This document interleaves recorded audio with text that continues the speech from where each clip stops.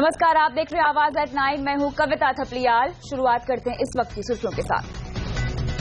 Cabinet की संवेदनशील बैठकों में मंत्रियों के मोबाइल फोन लाने पर लगी पाबंदी। पाकिस्तान और चीन की तरफ से फोन के जरिए बातचीत सुने जाने का खतरा। जियो नेटवर्क पर कॉल ड्रॉप से खफा ट्राई, आइडिया, वोडाफोन और एयरटेल पर हर सर्किल में 50 करोड़ जुर्माने की सिफारिश। डेबिट कार्ड डेटा चोरी मामले में वित्त मंत्रालय हरकत में। आरबीआई बैंकों से मांगी रिपोर्ट, कैसे बचे साइबर फ्रॉड से, देखिए बुलेटिन में आगे। आज बाजार में गिरावट, लेकिन पूरे हफ्ते करीब 1.5% चढ़े सेंसेक्स, निफ्टी, विप्रो के गाइडेंस से निराशा।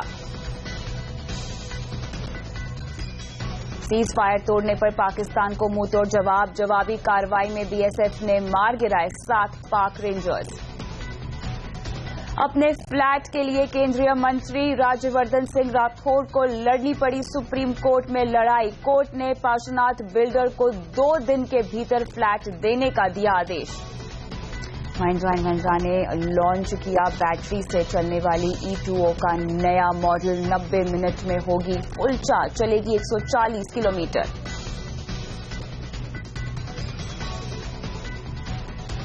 शुरुआत करते हैं बड़ी खबर के साथ। केंद्र सरकार ने कैबिनेट की बैठक में मंत्रियों के मोबाइल फोन लाने पर पाबंदी लगा दी है। सरकार ने जासूसी के खतरे को देखते हुए ये फैसला यहां पर लिया है। आइए इस खबर पर विस्तार से बात करते हैं हमारे ब्यूरो चीफ लक्ष्मण रॉय से। लक्ष्मण, किस तरह के जासूसी के खतरे की आशंका है सरकार को यहां पर, जो मंत्रियों के भी मोबाइल लाने पर पाबंदी लगाई गई है? देखिए, दरअसल यहाँ पे जब उरी हमला हुआ था उसके बाद से ही जो खुफिया एजेंसियां हैं उन्होंने सरकार को अंदेशा जताया था कि यहाँ पे हो सकता है कि विदेशी एजेंसी जो है, खास तौर से चीन और पाकिस्तान की जो एजेंसी हैं, वो मोबाइल फोन का इस्तेमाल कर सकते हैं संवेदनशील आंकड़ों को जुटाने के लिए, संवेदनशील मामलों के बारे में जानकारी के लिए। जिनके पास स्मार्टफोन होगा उनके स्मार्टफोन को हैक करने में वो एजेंसियां सक्षम है और उसका इस्तेमाल किया जा सकता है। क्योंकि इस उरी हमले के बाद 2-3 बार ऐसा पाया गया था कि जो संवेदनशील, खासतौर से डिफेंस मिनिस्ट्री में, विदेश मंत्रालय में जो लोग बैठे हैं, उनके मोबाइल फोन के जरिए आंकड़े जुटाने, आंकड़े चोरी करने की कोशिश की गई थी। ऐसा मामला सामने आया था। उसके बाद खुफिया एजेंसी ने सरकार को मैसेज दी कि इस पर आपको सख्त कार्रवाई करनी होगी। तो उसके तुरंत बाद कैबिनेट सचिवालय की तरफ से एक आदेश जारी किया गया और कहा गया कोई भी मंत्री कैबिनेट की बैठक में जब आए तो अपना मोबाइल फोन बाहर छोड़ करके आए, कैबिनेट वाली जगह पर अपना मोबाइल फोन लेकर के ना आए, चाहे वो स्मार्टफोन हो या फिर दूसरे सामान्य फोन ही क्यों ना हो। क्योंकि इस फोन को हो सकता है कि विदेशी खुफिया एजेंसी उसको हैक कर ले और कैबिनेट की बैठकों में जो संवेदनशील मुद्दों पर चर्चा हो रही है उस चर्चा को सुन ले और फिर इसका गलत इस्तेमाल करे। तो ये साफ तौर से आदेश जारी किया गया है कि अब आगे से जो भी कैबिनेट की बैठक होगी उसमें कोई भी कैबिनेट का मंत्री या फिर उस बैठक में अगर कोई वरिष्ठ अधिकारी जाते हैं तो वो भी मोबाइल फोन वहां लेकर नहीं जाएंगे, मोबाइल फोन बाहर छोड़ करके जाएंगे। और ये ऐसा दूसरे भी कुछ देशों में हुआ है, खासतौर से ब्रिटेन में हाल में देखने को मिला है कि वहां पे जब कैबिनेट की बैठक होती है तो एप्पल की जो घड़ी है उसको ले जाने पर पाबंदी लगा दी गई थी, क्योंकि वहां भी कुछ इसी तरह की आशंका जताई गई थी। तो ऐसे मामले अब लगातार बढ़ते जा रहे हैं और ये इस वजह से अहम है क्योंकि अभी हाल में हमने देखा कि बड़े पैमाने पर डेबिट कार्ड के डेटा चोरी किए गए हैक करके, वैसे अब ये मोबाइल फोन का मामला सामने आया है। बड़ी जासूसी के खतरे के चलते कदम उठाया गया है। शुक्रिया इन तमाम डिटेल्स के लिए लक्ष्मण। आगे बढ़ते हैं। साइबर क्राइम दरअसल इस वक्त पूरे देश को डरा रहा है। जिस एटीएम ने लोगों की जिंदगी आसान बनाई है उसी से अब डर लग रहा है।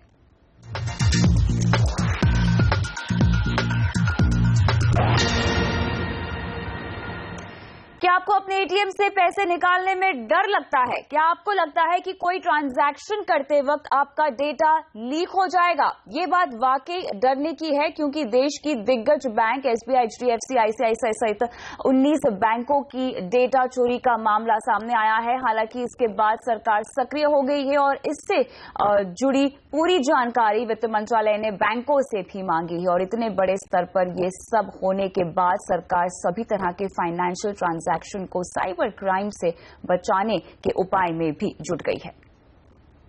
ये जो एक हैकिंग हुआ है जिसमें कि कई सारे डेबिट कार्ड का किसी ने बाहर से मतलब बाहर देशों से हैक करके उसका मिसयूज किया है, तो उसके बारे में डिटेल रिपोर्ट मांगा गया है बैंकों से और इसको रिजर्व बैंक भी इसकी जो मतलब तफ्तीश वगैरह रिजर्व बैंक भी इन्वेस्टिगेट करेंगे, फाइनेंस मिनिस्ट्री भी इसको डिटेल इंक्वायर करेगा। और हमारे तरफ से सरकार के तरफ से मैं ये कहना चाहूंगा कि साइबर सिक्योरिटी जो है वो बहुत एक इम्पॉर्टेंट मुद्दा है। सरकार में हाईएस्ट लेवल में रिजर्व बैंक के सेंट्रल बोर्ड में मीटिंग में भी इसके बारे में काफी चर्चा होता है, क्योंकि साइबर सिक्योरिटी और हमारा जो फाइनेंशियल सिस्टम है वो फाइनेंशियल सिस्टम का जो इंटीग्रिटी और स्टेबिलिटी इसके इस सिलसिले में साइबर सिक्योरिटी और इस सब जो चीजें हो रहे हैं बहुत ही इंपॉर्टेंट है। तो रिपोर्ट आ जाने दीजिए, उसके बाद जो कार्रवाई जरूर हो, what ever action is required वो एक्शन लिया जाएगा। इस पूरे मामले पर एक बार फिर से डिटेल्स लेने के लिए हमारे साथ अब जुड़ रहे हमारे ब्यूरो चीफ लक्ष्मण रॉय। लक्ष्मण, ये बताएं कि इस पूरे मामले में बैंक अपने स्तर पर तो जांच करने में जुट ही गए हैं, लेकिन सरकार के स्तर पर क्या तैयारी है? देखिए, यहाँ पे जो हमने वित्त मंत्रालय के कई अधिकारियों से बात की तो मुझे लगा कि सरकार यहाँ पे अब दो मोर्चे पर कदम उठा रही है। एक मोर्चा तो ये है जो तत्काल सामने आया है कि बड़ी संख्या में डेबिट कार्ड के आंकड़े डेटा को चोरी कर ली गई है, तो उस बारे में सभी बैंकों से जानकारी मांगी गई है और सरकार को वित्त मंत्रालय कुछ अधिकारी ये भी अंदेशा जता रहे हैं कि ये कदम भले ही अभी उठाया गया हो, लेकिन इसके संकेत काफी पहले मिल गए थे और क्या ये देखा जा रहा है कि क्या समय पर जो एजेंसी है उन्होंने कदम उठाया नहीं उठाया। तो बैंकों की तरफ से रिपोर्ट आने के बाद जरूरी हुआ तो जरूरी कदम या कार्रवाई की जाएगी वित्त मंत्रालय की तरफ से। लेकिन वित्त मंत्रालय का मानना है कि अब मामला इतना बढ़ गया है कि सिर्फ आप इस मामले तक सीमित ना रहें, डेबिट कार्ड के डेटा चोरी तक सीमित ना रहें, बल्कि जितने भी ऑनलाइन जो फाइनेंशियल ट्रांजैक्शन होते हैं उन सबको कैसे सुरक्षित बनाया जाए, इस पर अब ठोस कदम उठाने की जरूरत है। इसके लिए सभी बैंकों को जरूरी निर्देश भी दिए जा चुके हैं। पिछले दिनों बैंकों के साथ जो तिमाही बैठक हुई थी उस बैठक में एक प्रेजेंटेशन दिया गया था साइबर सिक्योरिटी को लेकर के कि कौन कौन से कदम उठाए जाने चाहिए। तो अब वित्त मंत्रालय का कहना है कि ये सारे कदम अब तक चर्चा हो रहे थे, लेकिन अब बैंकों को इन सारे कदम को अमल में लाना होगा ताकि आने वाले दिनों में जो भी फाइनेंशियल ट्रांजैक्शन होते हैं उसको साइबर सिक्योरिटी के लिहाज से बिल्कुल चुस्त दुरुस्त बनाया जा सके। और इसके लिए जरूरी हुआ तो प्राइवेट सेक्टर के एक्सपर्ट, प्राइवेट सेक्टर की जो कंपनियां हैं इस क्षेत्र में काम करने वाली, उनकी भी मदद लेने में कोई कोताही नहीं बरती जाएगी। बिल्कुल, शुक्रिया तमाम डिटेल्स के लिए लक्ष्मण। डेबिट कार्ड पर साइबर हमले ने सबको चिंता में डाल दिया है। जाहिर है आप भी परेशान होंगे, तो हम आपको बताते हैं कि इस काम को कैसे अंजाम दिया गया और आप जालसाजों से इससे कैसे बच सकते हैं। बिना वक्त गंवाए पहले ये चेक करें कि कहीं आप भी तो इस डाटा चोरी का शिकार नहीं हो गए। इसके लिए अपने बैंक खाते के ट्रांजैक्शन चेक करें, ट्रांजैक्शन के मैसेज चेक करें, ईमेल देखें और अगर किसी तरह की गड़बड़ी दिखे तो तुरंत बैंक से संपर्क करें। ये ब्रीच हुआ है तो उसका सारा जांच पड़ताल के बाद और कहाँ क्या गैप्स थे उनको फिल इन करना होगा और सुरक्षा व्यवस्था को और मजबूत करना होगा। लेकिन ये आपको मानना होगा कि इंटरकनेक्टेड वर्ल्ड में एक ये डाटा का जो ब्रीच है और जो साइबर सिक्योरिटी की थ्रेट है, ये बहुत बड़े चैलेंजेस हैं। अगर आपको अब तक किसी तरह की गड़बड़ी नहीं मिली है तब भी आप कुछ सावधानियां जरूर बरतें, जैसे तुरंत पिन नंबर बदलें और समय समय पर पिन बदलने की आदत डालें। किसी के साथ पिन नंबर शेयर ना करें। एटीएम छोड़ते वक्त कैंसिल बटन जरूर दबाएं। अपने मोबाइल फोन में पिन सेव करके ना रखें। एक से ज्यादा अकाउंट्स के लिए एक ही पिन ना रखें। अपने बैंक से न्यूनतम निकासी की लिमिट करवाएं। एसएमएस और मेल पर अलर्ट पाने के लिए रजिस्टर करें। अगर आप ऑनलाइन इसका इस्तेमाल कर रहे हैं तो कृपया HTTPS यानी कि सिक्योर्ड वेबसाइट पर इस्तेमाल करिए। असुरक्षित वेबसाइट्स आपको एक्सपोज कर देंगी और अगर आपके यहाँ अनावश्यक ट्रांजैक्शन हुआ है तो घबराने की बात नहीं है। आपको ये लीगल रेमेडीज हैं इंफॉर्मेशन टेक्नोलॉजी एक्ट में कि आप बैंक के विरुद्ध जाकर damages by way of injunction मांग सकते हैं। खबरों के मुताबिक बैंकिंग सुरक्षा में सेंध लगाने की यह वारदात मई से जुलाई के बीच हुई थी। अनुमान लगाया जा रहा है कि बैंकों का एटीएम ट्रांजैक्शन मेंटेन करने वाली एक कंपनी के सिस्टम में मालवेयर प्रवेश कराया गया होगा और इस तरह उस सिस्टम से जुड़े तमाम एटीएम मशीनों में स्वाइप किए गए कार्ड्स का डाटा चोरी किया गया होगा और उनका क्लोन बनाकर पैसे निकाले जा रहे हैं। प्रभावित कार्ड्स के माध्यम से चीन में गलत तरीके से ट्रांजैक्शन की शिकायतें भी मिली हैं। कुल 30-32 लाख कार्ड्स मालवेयर की चपेट में आए हैं। जितनी तेज गति से हम ऑनलाइन होते जा रहे हैं, उसी गति से साइबर सुरक्षा के उपाय भी करने होंगे। लेकिन हर हाल में बीज मंत्र होगा दुर्घटना से भली सावधानी। Bureau report. तो अगर आपसे फोन पर या ईमेल के जरिए या किसी और माध्यम से आपके बैंक खाते के बारे में कोई जानकारी मांगे तो कतई ना दें, और अगर कहीं आप इसके शिकार भी हो जाते हैं तो घबराने की बात नहीं है। बैंक आपका पैसा लौटाने के लिए कानूनन बाध्य है। बैंक आनाकानी करे तो आप बैंकिंग लोकपाल के पास भी जा सकते हैं। अपने क्षेत्र के लोकपाल के बारे में जानने के लिए आप रिजर्व बैंक ऑफ इंडिया की वेबसाइट rbi.org.in पर जा सकते हैं। रुक करते हैं दूसरी बड़ी खबरों की ओर। जियो के नेटवर्क पर कॉल ड्रॉप से नाखुश ट्राई ने सरकार को चिट्ठी लिखकर 3 बड़ी टेलीकॉम कंपनियों पर जुर्माना लगाने की सिफारिश की है। इस बारे में और डिटेल्स देने के लिए इस वक्त हमारे साथ अब जुड़ रही है हमारी संवाददाता दीपाली नंदा। दीपाली, क्या खबर है? ट्राई ने क्या चिट्ठी लिखी है यहाँ पर दूरसंचार मंत्रालय को? टेलीकॉम रेगुलेटर ट्राई ने दूरसंचार मंत्रालय को चिट्ठी लिखकर ये कहा है कि मौजूदा 3 बड़ी टेलीकॉम कंपनियों के खिलाफ कानूनी कार्रवाई की जाए, और ये कानूनी कार्रवाई रिलायंस जियो को पर्याप्त मात्रा में POIs यानी कि पॉइंट ऑफ इंटरकनेक्ट मुहैया न कराने की एवज में की गई है।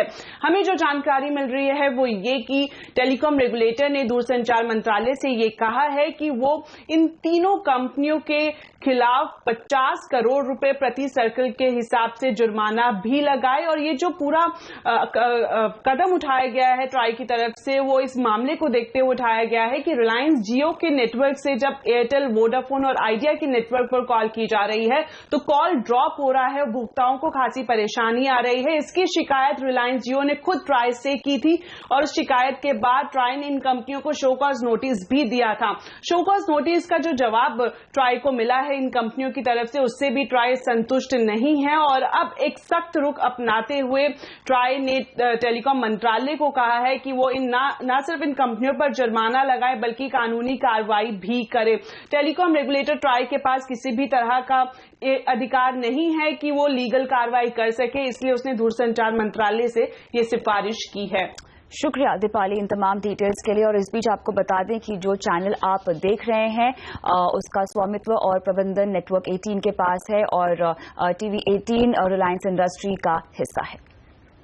और यहाँ रुकते हैं छोटे से ब्रेक के लिए। ब्रेक के बाद आम तो आम कैसे खास लोगों को भी अपने फ्लैट के लिए लड़नी पड़ रही है बिल्डरों से लड़ाई, पूरी खबर इस ब्रेक के बाद।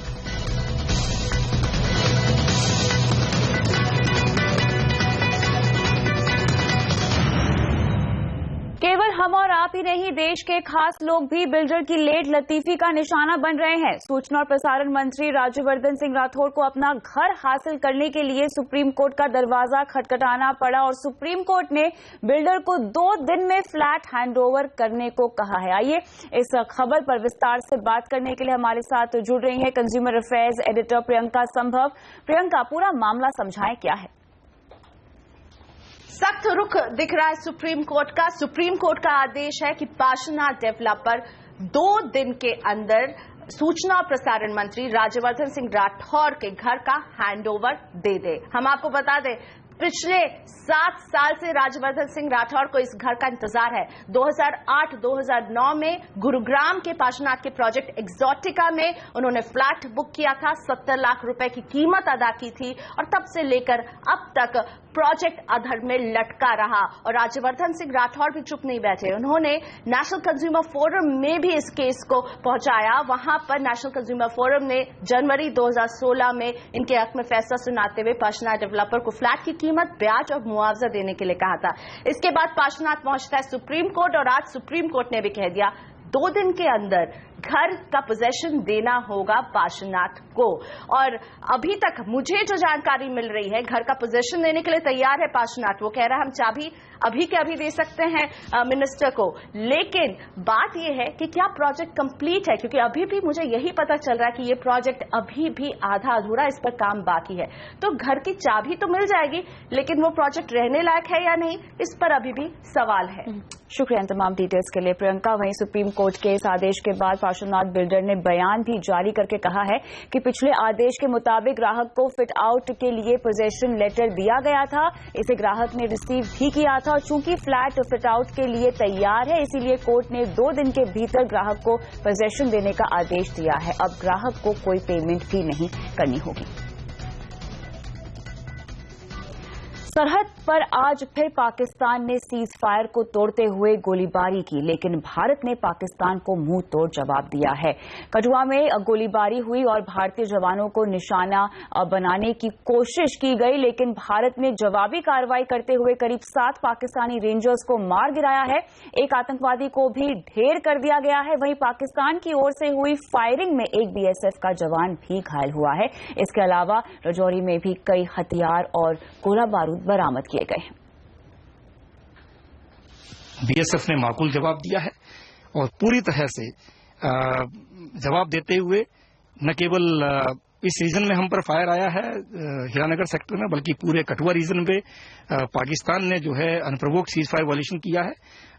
परगवाल सेक्टर के सामने भी जो है हमारे उन्होंने सीज फायर वायलेशन किया है और इसका बीएसएफ ने मुंहतोड़ जवाब दिया है।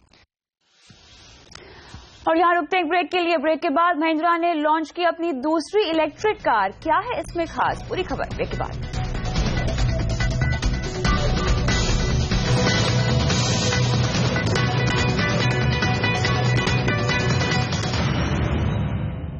लाइफ फोन्स ने आज अपना नया स्मार्टफोन लाइफ F1 लॉन्च किया है। इसकी कीमत 13,399 रुपए रखी गई है और ये स्मार्टफोन आज से रिलायंस डिजिटल स्टोर पर उपलब्ध होगा। लाइफ F1 के साथ कंपनी ब्लूटूथ स्पीकर फ्री दे रही है। इसके अलावा सिटी बैंक कार्ड धारकों के लिए 10% कैशबैक का भी ऑफर है और इस स्मार्टफोन में 3 GB रैम के साथ 5.5 इंच का फुल HD IPS डिस्प्ले मिलेगा और लाइफ F1 में आपको 32 GB इंटरनल और 128 GB एक्सटर्नल मेमोरी और 3200 mAh की बैटरी भी मिलेगी। हमारे जो रिलायंस डिजिटल स्टोर्स हैं और डिजिटल मिनी एक्सप्रेसेस हैं, वहां पे अगर आप देखें तो इसके साथ रिलायंस की तरफ से जो गिफ्ट वाउचर्स हैं वो 15,000 रुपए के तो गिफ्ट वाउचर्स हैं और कई सारे और बेनिफिट्स जो हैं जैसे कैशबैक सिटी बैंक की तरफ से और सेकेंड डिवाइस खरीदने पे और 10% ऑफ। महिंद्रा एंड महिंद्रा ने बैटरी से चलने वाली अपनी इको फ्रेंडली कार E2O का नया मॉडल E2O प्लस लॉन्च किया है। इस कार की कीमत 6.25 लाख से 9.25 लाख रुपए के बीच रखी गई है और ये कार फुल चार्ज पर 140 किलोमीटर का सफर तय कर सकती है। पिछली कार के मुकाबले E2O ज्यादा लंबी और 2 दरवाजों की बजाय 4 दरवाजों के साथ है। फैमिलीज विथ यंग किड्स ये गाड़ी काफ़ी अच्छी साबित होती है। इसके अलावा हमने और भी कुछ टेक्नोलॉजीज डाली है नई। उसकी बैटरी जो है हाई एंड में ज़्यादा पावरफुल है तो उससे ज़्यादा लंबा रेंज मिलता है। हमने इम्प्रूवमेंट्स भी किए हैं अपने इलेक्ट्रॉनिक टेक्नोलॉजी में, हमने सस्पेंशन ब्रेक्स वगैरह में। तो ओवरऑल एक अच्छा package compare to previous range ये हमने लॉन्च किया है at a very attractive price. Bharat के छोटे शहरों का कंज्यूमर भी अब बड़ी कंपनियों की नजर में है, इसीलिए कंपनियां छोटे और मझोले शहरों को टारगेट करना सिर्फ नए प्रोडक्ट और डिस्काउंट ऑफर्स उनके लिए ला रही है, बल्कि स्पेशल इवेंट्स में भी हिस्सा ले रही हैं। गुजरात के आनंद में ऐसी ही एक इवेंट का जायजा लिया हमारे संवाददाता मनीष देसाई ने।